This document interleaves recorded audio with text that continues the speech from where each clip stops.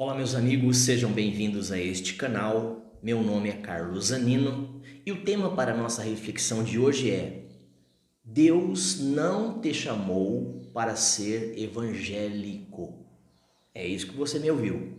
Deus não te escolheu, não predestinou você desde a criação de todas as coisas, ou melhor, antes da fundação de todas as coisas, para ser um evangélico, para ser um católico, não, para ser um protestante, não. Então Deus não te chamou para ser evangélico. De um modo geral, Deus não te chamou para levantar uma bandeira que não seja a palavra de Deus sobre Cristo. Você vai entender melhor o que eu vou falar. São assuntos que já estão correlacionados neste canal. Bora comigo? Jesus já dizia a todos, preste atenção: se alguém quiser acompanhar-me, seguir-me, negue-se a si mesmo. Então, nada de crendices, filosofias, dogmas, rituais, nada disso. Nada de levantar bandeira de denominações, nada disso. Nada de cristandade, nada de religiosidade, tá? Vou repetir. Jesus dizia a todos, já falava, já citava e já trazia essa reflexão: se alguém quiser acompanhar-me, negue-se a si mesmo, tome diariamente a sua cruz, a sua responsabilidade, a sua consciência e siga-me. O seu entendimento, o seu discernimento e siga-me. A sua fé viva e verdadeira e siga-me. Assim já dizia o Salvador.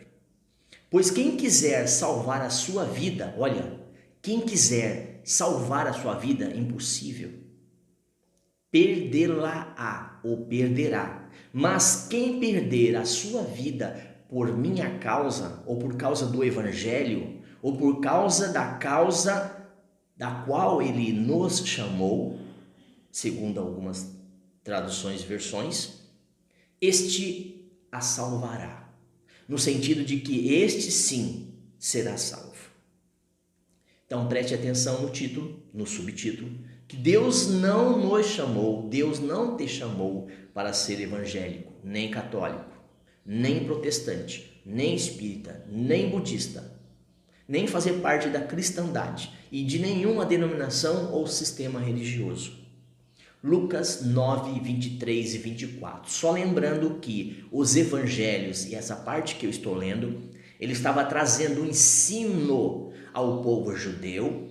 O povo judeu rejeitou o ensino que está na biografia dos evangelhos para com o judeu, e esse benefício veio até nós, a igreja gentílica, ou a igreja que não era antes, mas passou a ser. Ok? Tudo certo? Até aqui? Então, 9 de Lucas 9, 23 ao 24. Olha que interessante, palavras do Senhor. Respondeu Jesus, novamente ele estava ensinando, indagando, alguém estava perguntando, possivelmente alguém deve ter feito algumas perguntas no momento ao qual ele está fazendo essas citações e essa reflexão. Mas como eu não tenho a base para que alguém estivesse perguntando neste momento, então ele estava ali já respondendo perguntas ao qual ele mesmo já tinha feito. Então Jesus respondeu: ame o Senhor, o seu Deus, de todo o coração. Amar a Deus de todo o coração. Amar a Deus aqui de todo o coração é amar a Deus sobre toda e qualquer coisa, circunstância, religião, achismos. Ok? Até aqui? Respondeu-lhes Jesus: ame o Senhor, o seu Deus, de todo o coração, de toda a sua alma, vida, e de todo o seu entendimento, capacidade de compreensão, de discernimento. Este é o primeiro e maior mandamento. Lembra que são 10 mandamentos no Velho Testamento. Mas na nova aliança, e na medida em que Jesus foi o cumpridor, ele cumpriu a lei, ele foi a pessoa qual esteve entre o velho e o novo. Ele é o divisor de águas. Ele é o divisor de águas. Ok? Então Jesus disse isso em Mateus 22, 37 ao 38. Lembrando que Jesus sempre trouxe o ensino para o seu povo. O seu povo rejeitou, então esse ensino, esse benefício veio até nós, povo não judeu, tá certo? Tranquilo até aqui? Então vamos lá. E aí ele traz mais um estudo aqui já na pessoa de Paulo, né? Então eu fiz duas citações aqui do Cristo falando sobre o assunto, tá? E aqui Paulo já falando em 1 Coríntios 6,19. Então Jesus, agora vamos falar o que Paulo disse a respeito desse assunto também. Olha lá. Acaso não sabem que o corpo de vocês é santuário do Espírito Santo, que habita em vocês? Então Deus não habita em templos feitos por mãos de homens. Atos 7:48. Lembrando que Estevão, nessa passagem, foi apedrejado porque trouxe diante de todas as autoridades da época o Velho Testamento, a Torá, a Tanakh, trouxe o ensino do Pentateuco, lembrando lembrando dos profetas, o que eles disseram a respeito do judeu e a respeito do Cristo, trazendo uma profecia que se cumpriu em Cristo Jesus há 2000 anos atrás. E trazendo hoje os benefícios e o alerta para a igreja gentílica ou a igreja de Cristo, ok? Então 1 Coríntios 6,19, eu volto a repetir. Acaso não sabem que o corpo de vocês é o santuário do Espírito que habita em vocês? Vocês não sabiam disso? Então Deus não habita em templos feitos por mãos de homens. Por isso que Estevão foi morto apedrejado por causa desta passagem, também por causa dela. Tá? Então, casa de Deus é você, meu irmão. Casa de Deus somos nós. Templo de Deus é você. O Espírito Santo habita num templo de carne. Um espírito não habita num templo feito de tijolos. Uma casa de alvenaria, de material de construção. Não. De cimento, de pedra, areia. Não. Deus é vivo e Ele habita nos vivos. Entendeu? O Velho Testamento precisava de um templo, porque era a lei, era o Velho Testamento, era o judaísmo. Então não se esqueça disso. Eu disse no meu subtítulo que Deus não te chamou para ser um evangélico, nem católico, nem protestante, levantando nenhum tipo de bandeira, nenhuma facção, ok? Então vamos adiante, lembrando que você e eu somos a igreja de Cristo, junto nós somos o corpo e Ele é a cabeça. Então não existe nenhum intermediário e nenhum sistema religioso que possa ou que venha a representar a pessoa de Cristo e o seu reino. Andando um pouquinho mais adiante aqui, Apocalipse 2:10, andando mais um pouquinho, já que é resumido esse assunto, Apocalipse 2:10, não tenha medo do que você está prestes a sofrer. Então, pessoas que têm deixado o sistema religioso para seguir e servir a Cristo de uma forma livre, como o próprio Cristo, os apóstolos, os discípulos, os pais na fé, os reformadores ensinaram, seriam perseguidos, assim como já somos. Assim como os irmãos já foram no passado. Então, não tenha medo do que você está prestes a sofrer. O diabo lançará alguns de vocês na prisão para prová-los se de fato você é de Cristo. Se de fato você nasceu de novo, se você é a igreja. E vocês sofrerão perseguições durante muito tempo.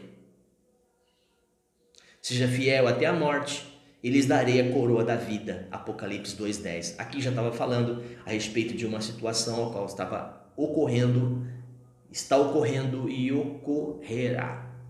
Tá? Então lembrando que todo aquele que quer servir a Deus piamente e deixar o sistema religioso, seriam perseguidos, assim como Paulo deixou o sistema religioso e foi perseguido até a morte. Assim como Cristo não ficou num sistema religioso e foi até a morte. Assim como os apóstolos também morreram de formas assim bastante cruéis, digamos assim.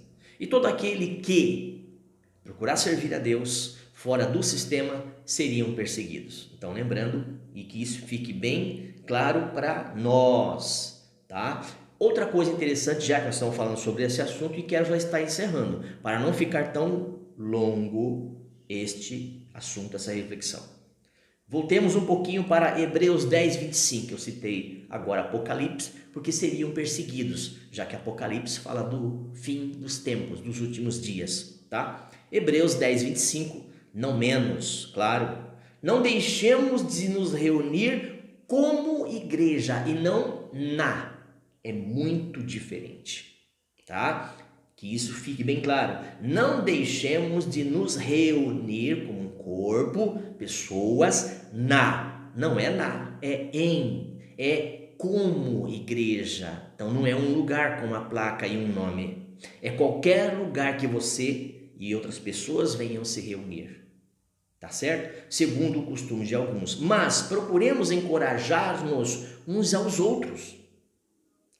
Procuremos trazer e fazer com que a igreja, que são pessoas reunidas em qualquer lugar, sempre trazendo uma palavra de Cristo, um ensinamento, doutrina dos apóstolos, que começa ali em Atos 2 em diante. É onde de fato a igreja toma forma, onde o Espírito Santo adentra as pessoas, diferente do Velho Testamento, que estava basicamente sobre profeta, rei e sacerdote. Já tenho esse estudo no canal, tá? Então, ainda mais quando vocês veem que se aproxima o dia, em outra tradução diz em que se aproxima aquele grande dia, ou que se aproxima aquele dia do Senhor. Então, Hebreus 10, 25 nos traz esse alerta. Então, se você pertence a uma denominação e se dentro dessa denominação, essa instituição não prega, não ensina a Bíblia como de fato é, então você está no lugar errado, tá? Vamos para o final? Então, seja sim, sim, o seu não, não, o que passar disso vem do maligno.